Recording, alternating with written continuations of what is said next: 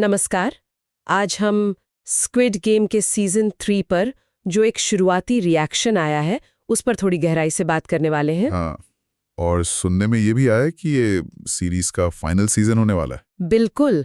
तो हमारे पास जो जानकारी है वो एक दर्शक के अपने अनुभव पर आधारित है जिसने इसे अभी देखा है। तो चलिए देखते हैं कि इस आखिरी सीजन ने उन पर क्या असर डाला, क्या चीजें खास लगी। जरूर, देखते हैं। पहली चीज जो उन्होंने कही, हाँ, बस एक शब्द था, वाह। अच्छा, वाह। हाँ, उनका कहना है कि ये सीजन अलग तरह से हिट करता है, शायद इसीलिए कि ये आखिरी है और स्केल भी बहुत बड़ा लग रहा है। ये हो सकता है।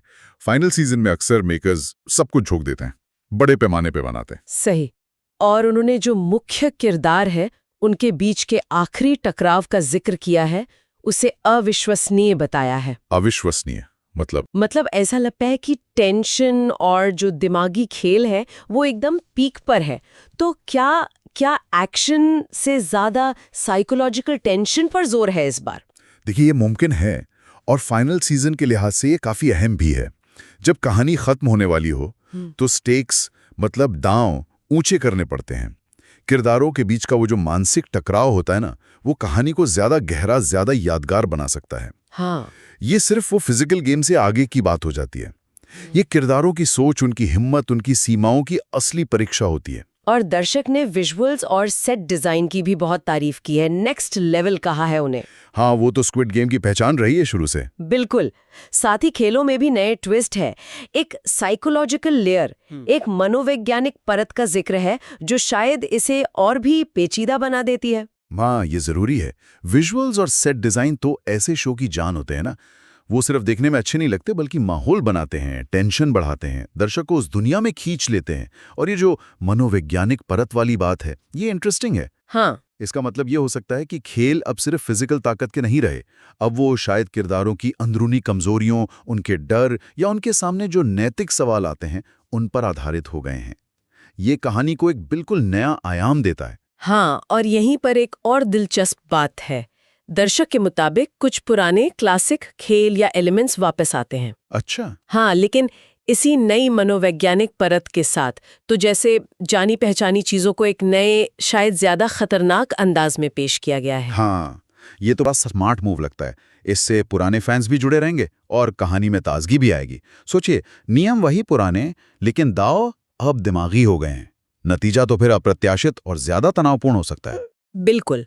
अच्छा, अब किरदारों पर आते हैं, खासकर जेहन पर। दर्शक का कहना है कि इस सीजन में उसके अनुभवों का वजन महसूस होता है। वजन महसूस होता है मतलब ये अब सिर्फ जिंदा रहने की लड़ाई नहीं है। हाँ, ये अब मकसद की तलाश बन गई है। हाँ, ये तो किरदार के लिए बहुत बड़ा बदलाव है ना। हाँ, निश्चित रूप से ये कैरेक्टर आर्क के लिए बहुत बहुत महत्वपूर्ण है।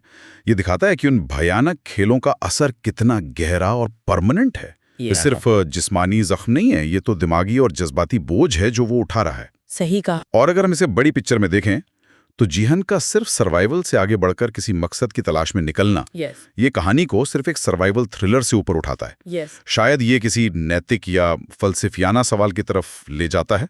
इससे अंत जो है वो ज्यादा मीनिंगफुल, ज्यादा संतोषजनक लग सकता है। दर्शक ने यह भी कहा कि सीजन 3 देखने से पहले सीजन 2 देखना इमोशनल कनेक्शन के लिए बेहतर है, पर बिल्कुल जरूरी नहीं है। ये बैलेंस कैसे करते हैं मेकर्स? हाँ, ये एक आम चुनौती होती है ऐसी सीरीज के लिए। उन्हें अपने लॉयल दर्शकों को भी खुश रखना होता है जिन्होंने पूरी कहानी देखी है, और जो नए दर्शक हैं या बीच से देख रहे हैं उन्हें भी कहानी से जोड़ना होता है। तो फिर कैसे? तो अक्सर कहानी ऐसी बुनी जाती है कि पिछली जानकारी हो तो अच्छा है, मदद मिलती है, पर उसके बिना भी जो मेन प्लॉट है वो समझ आ जाए। हो सकता है कुछ जरूरी घटनाओं का छोटा सा रिकैप या कॉन्टेक्स्ट दिया गया हो। समझ गई। तो संक्षिप्त में कहें तो इस शुरुआती रिएक्शन के मेन पॉइंट्स ये हैं: ये आखिरी सीजन है, क्लाइमैक्स जबरदस्त है, विजुअल्स शानदार हैं और एक नई मनोवैज्ञानिक गहराई है। हाँ, जीवन का किरदार एक अहम मोड़ लेता है सर्वाइवल से पर्पस की ओर, और कुल मिलाकर दर्शक इसे जरूर देखने वाली कैटेगरी में रख रहे हैं। मानते हैं कि नेटफ्लिक्स उम्मीदों पर खरा उतरा है। बिल्कुल। और सोचते हुए दर्शक की ये बात कि जीहुन अब सिर्फ जिंदा रहने के लिए नहीं बल्कि मकसद के लिए लड़ रहा है, ये एक गहरा सवाल छोड़ जाती है, नहीं? हाँ, क्या? कि किरदार का ये जो बदलाव है, ये शो के आखिरी मैसेज के बारे में क्या इशारा करता है?